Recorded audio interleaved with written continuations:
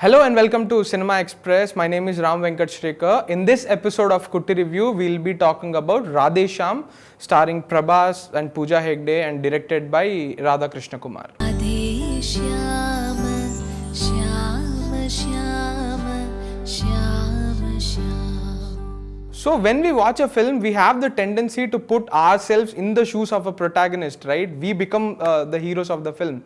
So this is where Radhe Shyam succeeds at. Like Vikramaditya, a palmist played by a stiff Prabhas, we too gain the ability to foretell what's going to happen next in the film. At one point, Vikramaditya is approached by a father who wants to know about the future of his daughter, and Vikramaditya says why knowing one's future is never a good idea.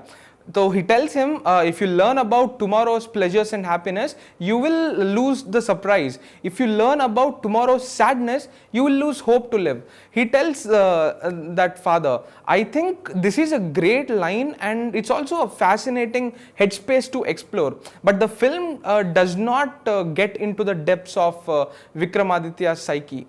The farthest it goes is into unpack his worldview is the dialogue I just said.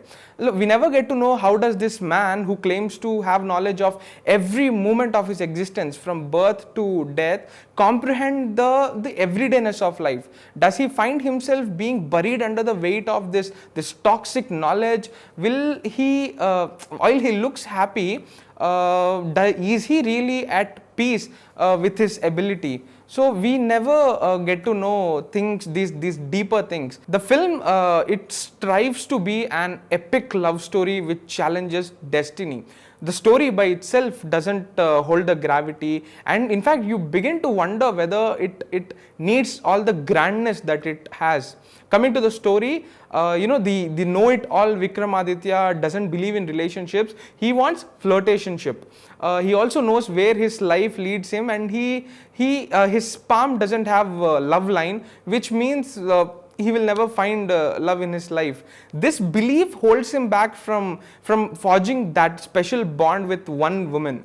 But the arrival of Prerna, played by Pooja Hegde, of course, changes things, and his belief is challenged. But what the film lacks in writing, it tries to make up through a few epic moments. Like I said, it's an epic love story. It tries to be an epic love story. Perhaps the one that comes closest to this magicness is the first meeting between Vikramaditya and Prerna, which happens in a moving train. It's a great moment that's beautifully invigorated by Thaman's background score. The shot, it's entirely shot using green screen. We see the camera move from top to bottom, like we see the water below them and the sky above them. There is also a great, much more elaborate interaction between the two, which happens in a school bus. It was also nice. It kind of corroborated that fairy tale treatment that the film keeps aiming for, but the magic kind of ends there in the first half, and I felt the film needed more high points to keep us captivated, because the lead characters by themselves, they come across as uninteresting individuals. But credit where it's due. The very fact that a star vehicle with a canvas as huge as this one chose to use the protagonist worldview as the main conflict instead of bringing in external villains is great.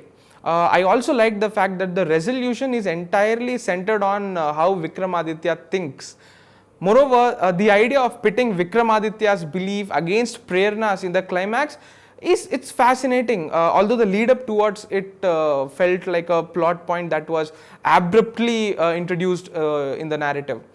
The film also gets a great deal of support from pleasing imagery and great soundtrack by Justin Prabhakaran. His songs pump life into even stale montages. They make up for the chemistry that's not present between the leads, to be frank.